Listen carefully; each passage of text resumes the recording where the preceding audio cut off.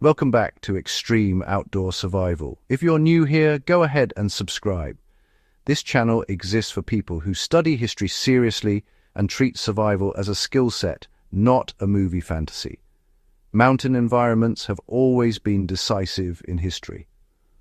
Armies stalled in the Alps, resistance groups hid in high passes, supply lines failed in the Hindu Kush, and entire campaigns were shaped not by the enemy, but by cold, height, terrain, and exhaustion. A mountain is neutral but never friendly.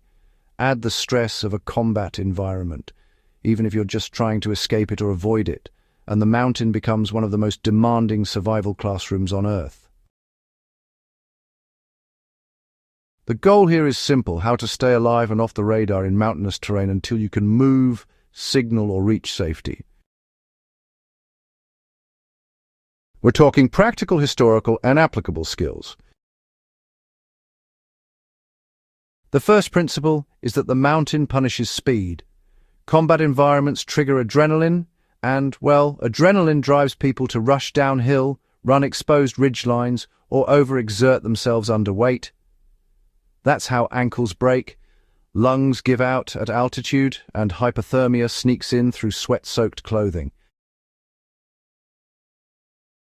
History is packed with examples, from Napoleon's retreat through mountain passes to smaller partisan groups in World War II who survived simply because they moved slowly, deliberately and quietly while conventional forces burned themselves out. Practical application is straightforward.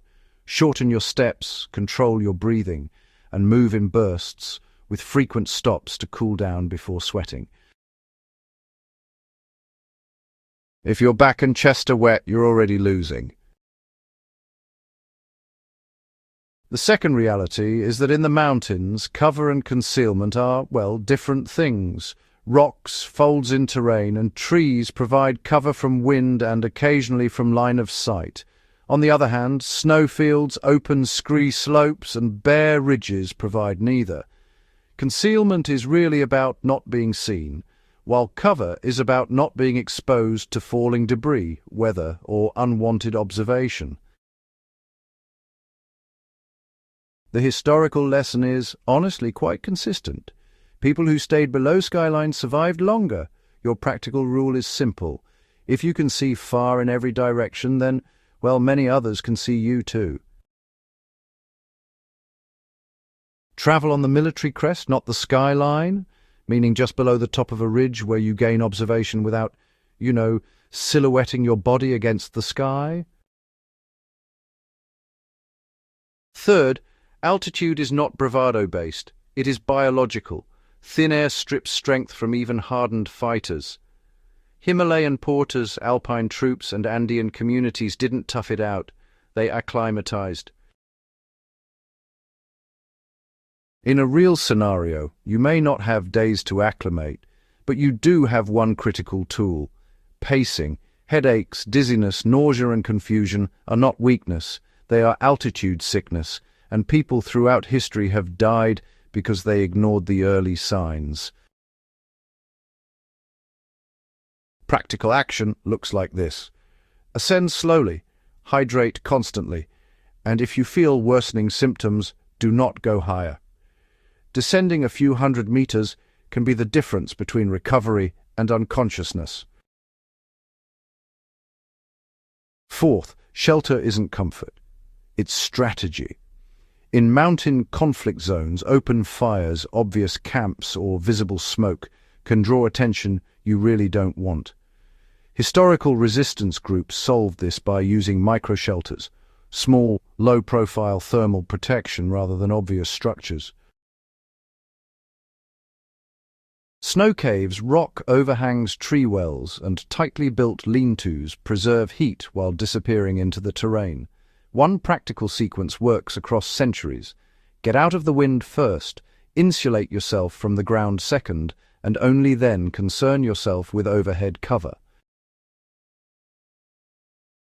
Wind steals heat faster than snow touching your boots. Fifth, navigation in mountains is fundamentally three-dimensional. Flat map thinkers get trapped in cliffs and dead valleys.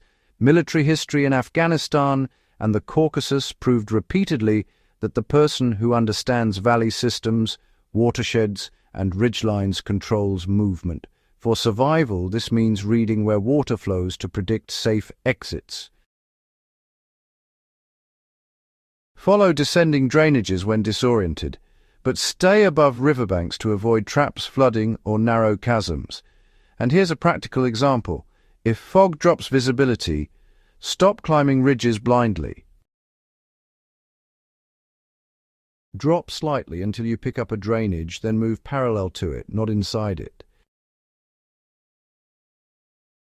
Sixth, noise discipline isn't cinematic, it's survival.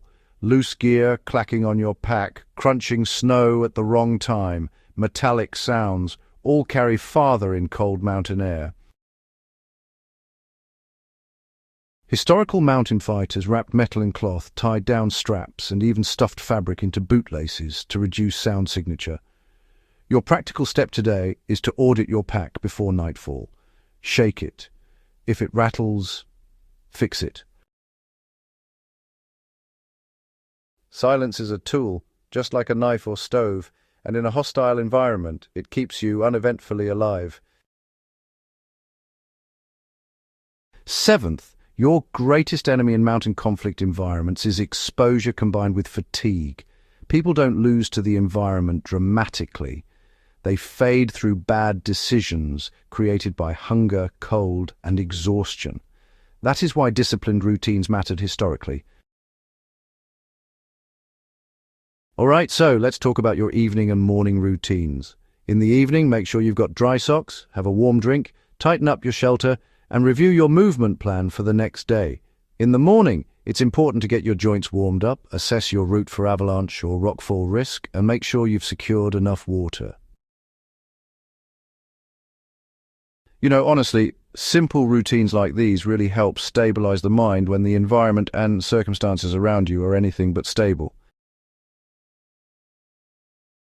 And finally, the mental framework you bring to this matters a great deal. Remember, you're not acting out a movie here. You're doing what countless couriers, refugees, scouts, and forgotten civilians did through every major war fought in the mountains. Their goal wasn't to be heroic. Their goal was simply to see sunrise again.